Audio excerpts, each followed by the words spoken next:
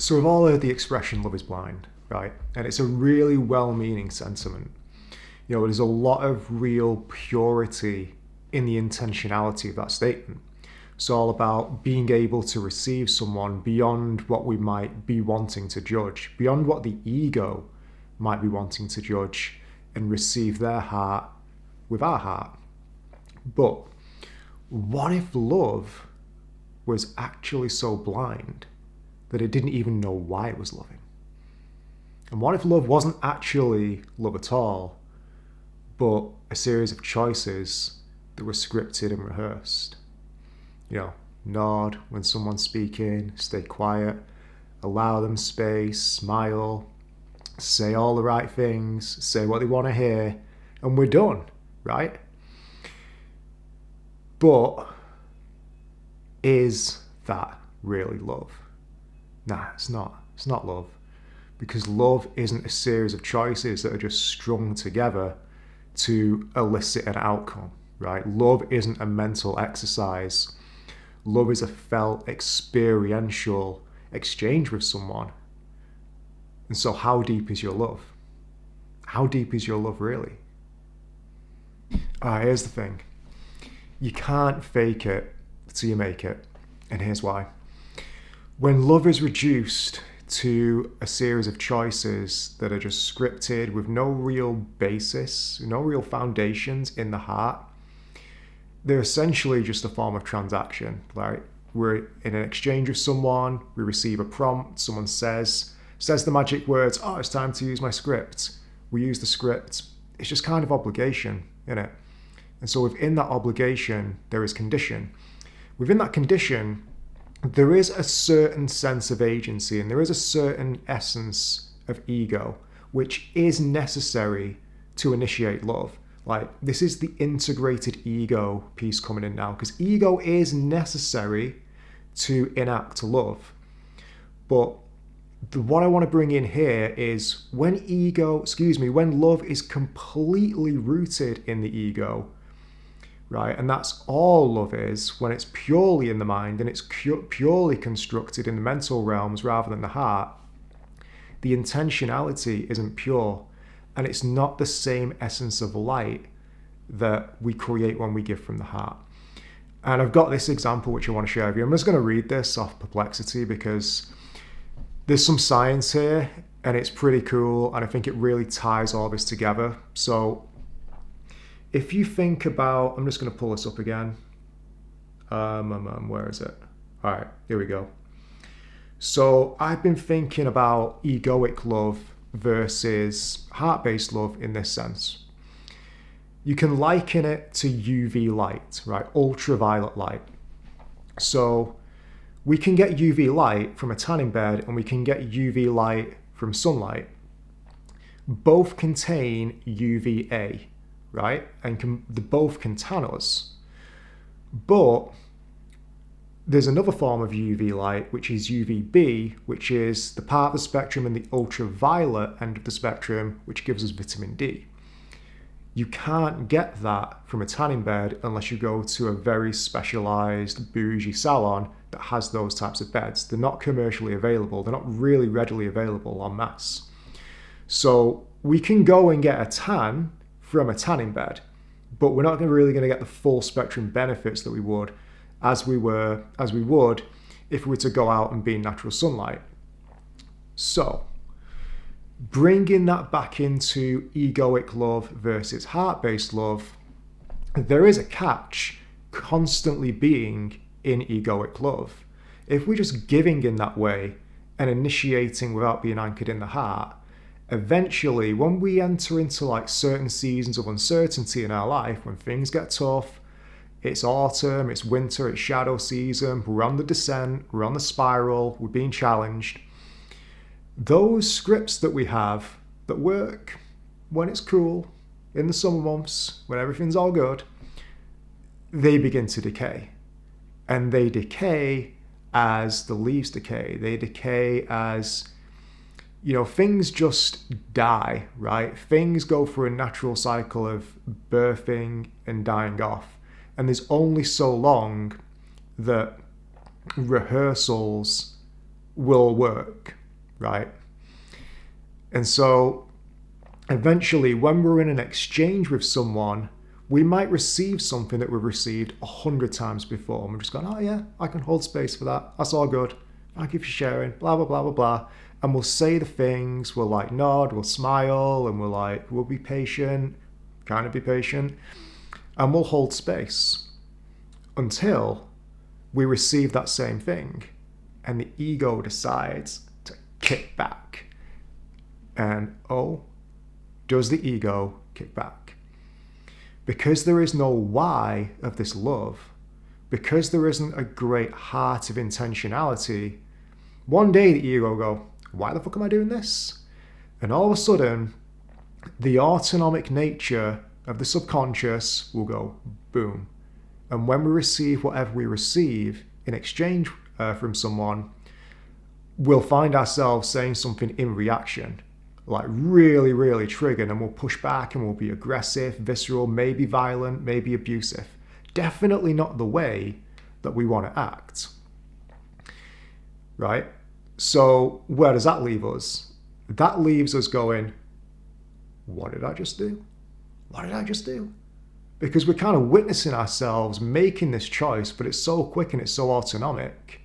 We're like, oh, it's like watching a car crash. Like, it's like watching an internal, external car crash in slow motion or fast motion. That's why you can't fake it till you make it. Because eventually all of these rehearsed scripts, they will come undone because they will be tested in the great seasons of uncertainty and the great seasons of challenge. That's why you can't fake it till you make it.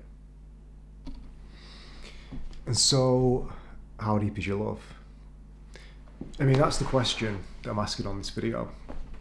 And the reason why I asked that question in the first place was because if you've seen the last video, and I'm only mentioning the first episode now, partway through the video, because I want these to be standalone pieces as well as part of like a continual narrative. This is episode 2 in the Awaken Aligned series. And the first episode, if you haven't seen it, is still. Love is your passport to your future dream life. Excuse me, not your future dream life. That was an old title. I removed the future from the title because it needed to be anchored more in the present. The name of that video is Love is your passport to your dream life. And so that was a pretty big statement. And like, that's a lot to anchor and that's a lot to hold. So I asked myself, what's the most honest question that I could ask? Like, how do I actually find an entry point into that? And it just came to me a few days later after posting the first video. It's 2 months after the first episode. We meant to release an episode a lot sooner, but we're here. It came to me one night after posting the original video a few days later. And it was just that phrase, like, how deep is your love? And I've been on a real journey of witnessing both the depth and the shallowness of my love, like in all of my relationships. Like, some of them are really good, some are like, could do some work here. Like, there's definitely a sense of light that's showing up that isn't authentic and that isn't radiating from the heart and that isn't given in a really generous, loving, kind and caring way. And that's what I aspire to. Like, I really want to be in that. Like, I really want to show up in that way. So how do I do that? I ask myself, how deep is my love? And then I encourage myself to be honest enough to receive that answer, which is what I did. And I did it through, and this is just like me throwing my process out there, and you can take whatever works for you and just like leave what you don't. Like, I've been thinking, like, how do I present like the practical aspect of this lesson, of this video? And I feel like the best way is just to tell you my story and do a few demos, like show you what I'm doing, like on a practical level to actually do this spiritual work. And then maybe some of it might be useful. And so what I've gotten into recently, which has been super, super powerful for me as a journaling exercise, is using these. These are index cards, and I've been writing on them for a little while. And I came to this because I studied screenwriting in university, and they recommended, well, not recommended, like one of the like primary writing methods that you use as a screenwriter is writing your scenes on index cards, so you can stick them to a corkboard, so you can rearrange your scenes and storyboard a lot easier than just writing linearly all the time. It's like a modular way of looking at your writing process. So I saw, what did I see? I saw a Robert Rodriguez interview on Joe Rogan, and he reminded me of the process. I'm like, holy shit, I should do that. It took me a while, and yeah, I would have liked to make the choice a bit sooner. This is the ego kicking back though, right? The ego knowing that this choice that I'm going to make is actually going to help me deepen my love. That's ego resistance at play right there, right? It took me months to make the choice, but eventually around September, it's now November, maybe a bit sooner. No, a lot sooner than that. A lot sooner. It was a few months after, so it was like, I saw the video in June. This was like July, August. I was using them for a project and beginning to use them in this method, in this way, as a way of looking at myself, as a way of getting really honest about what I'm moving through. I got white cards initially. I've got these colored cards now. I've got a system that I like to call the ecosystem of belief, and it's a way of, how do I want to say this? Just a way of being with oneself in an honest way. I think that's the most neutral way of saying it right now. Just, it's a way of being oneself in an honest way. Like, honest is the theme here we're moving through. So the pink cards, although this is red in the actual color system, is for belief. The green cards would actually go in after this, but they're out of order right now. The green is for intention, the yellow is for choice, the blue is for action, the purple is for embodiment. So we've got belief, intent, choice, action, and embodiment. And whenever I would, let's put these there for a while. Whenever I'd witness myself not being in the highest expression of love, not being in the great love, I would go and I'd write on one of those cards. And oftentimes it would be a pattern that I'd witness, and my entry point is usually going either for the intention card or, so I'll hold them up just because it's nice to play with the colour.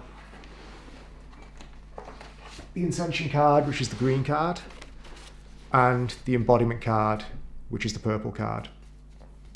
Because I often find the greatest spell breaks that you can make are at the intention level, because the intention is the bridge between belief, that subconscious program that's informing all of our behaviors, and the actual making of the choice itself. So it's a real nice sweet spot if we can have the discernment to witness the intention, right? I mean, it doesn't have to be the intention, but it's just if we go there, it is a powerful breakage point. And so I would bring myself into intentions a lot of times, and I'd just title what the pattern is, date it, and I'd write down what it is. And then what I'd try and do, or what I'd see might happen, excuse me, I'm like waffling my words now. I'd take this on a journey and I'd ask myself, what is the next best thing? Or what is the thing after this? So the thing after this, it might be a choice, but it also might be a piece of embodied wisdom. And within the embodied wisdom, I'd usually have an essence of the choice that I needed to correct in the relationship that I just kind of been triggered in. And so that's one real practical way of deepening your love, and like finding a new honesty and finding, more solid ground, as not only solid ground, but like a deeper roots system as well. That's one way you could do it. Okay, so I just channeled something that I really want to share with you, and it's going to bring a new a new macro way of looking at all the things that we've been talking about so far. So we started off talking about love is blind, love is in the ego, love doesn't really know why it's doing what it's doing. Then we shifted into like, okay, now we can witness that. Now we can witness that love might fall apart if it's not anchored in the heart. How do we get honest about what we're doing and not doing? Now, I want to present to you, what do we actually do with all this witnessing? Like all these cards, like, here's the thing. Like, and this is what got me on my journey, like for years, writing without taking aligned actions. That's why this channel is called Awake and Align, because I was really, really good at getting the awakenings, doing the meditations, doing the journalings. I'm a manifester in my human design, so I just channel stuff constantly, and it's amazing. But you know, I often say our greatest strengths can be our greatest weaknesses, and that's been true for me. So what do we do with this information? We harvest. And what do we do when we harvest? Create prayers. And we take those prayers into ceremony, moments of deep meaning, so we can find the why of why we're loving, right? The prayers that we create become the whys of our love. They are the wisdom. They are wise, right? The writings are wise. There's a weird punny air going on there. So I'll swim in that for a minute. Anyways, my point is, we don't just want to write aimlessly without end, because it's so easy to process and process and process and process without actually doing anything with the information. Like, we can get stuck in a rut. I've just shared you my version of that. So I would say, check in with yourself. If you're going to do this, check in like once a week. Like, read them after you've written them, definitely. But check in once a week, see where you're at. Like, look at what you've gathered. Like, can I turn this into a prayer? And you could write the prayer. You could photograph these things, put them into an AI, get the AI to start the prayer. And then right on top of that, one of the things which I've really enjoyed doing for a while is, and this is a real deep alchemical solution, is writing on these cue cards, photographing them, putting them into perplexity, and then turning them into an EFT style routine prayer, right? That's a really integrative way of being with the things that we're witnessing and capturing, right? That the prayer is the harvest moment, because the prayer is the moment in which we say, yes, like, I am this thing, or I am not this thing, or I'm like revoking and affirming. That's the way into a greater depth of love. Like, that's humbling ourselves to love. And humbleness is that great bridge back to the heart. Humbleness is what allows us to move from ego and to return back home. It is the great medicine of homecoming, because when we humble ourselves, we soften and we enter into a state of allowance, right? I found it recently in a lot of my relationships that when I've been challenged, I'm like, okay, I'm being asked to show up in a way which is really deeply uncomfortable right now, but I see that there is just a reticence within me, and that I am capable of choosing in love, and I am capable of choosing with the heart, and I can do this. I am going to make the most supreme choice, and I'm going to humble myself to this moment, right? I'm going to humble myself to the love that is here. Like, I really witness what's at play in the exchange, which I might not be willing to either give or receive. That's the medicine of humbleness. And that's what's allowed me not just to show up in connection and be a better all-around person, but to show up for myself as well, to humble myself to my own love and to value my own love. Like, to value myself. Like, I was just taking a break in between coming back to do this take, and I went to the bathroom and I'm like, oh, I am worth so much more than the money. I'm going through a big money journey right now. I'm doing a lot of deconditioning from, I call it numerical hierarchy. Like basically attaching your identity to your bank balance. Like basically ones and zeros or digits on a screen, right? Just digital fictitious information that is used to condition us and used to oppress us. I'm really going, nah. Like I'm taking my sovereignty back from that one, right? And in order to do that, I need to acknowledge that I'm worth way more than any amount of money, right? Like I love myself deeply. Like I'm humbling myself to receiving that quality of love. Because when I humble myself in that way, when I free myself from all the tendrils of the condition that exists in the reality, then I create more solid ground, and then I create more capacity within this heart. And not only do I create capacity, I create a new secure base script. I create a new script for giving and receiving, because the way in which I love myself is then reflected in the way that I show up in the world. It allows me to step more into that role of care and compassion. It allows me to make more supreme choices. It allows me to be more in love and ride the waves of love and create in love and be in joy and bliss and happiness and just have a fucking good time, right? Right? Celebrating in love, finding my sovereignty, reclaiming my sovereignty in all ways, and using that sovereignty to love myself, to celebrate myself, so I can love and celebrate others, right? That's the world we all want to live in, isn't it? That's the big cultural shift that we all want, that we're all trying to word in different ways. Like we all just want peace, love and happiness, peace, love and unity. Really, we all do. Like, that's the truth really, isn't it? No one wants war. No one wants to go to another country and impose their will onto another people's. We all want to visit other countries and get on and celebrate and exchange culture and have a good time, right? That's what we want. That's what we want. It all starts with loving ourselves. How deep is your love?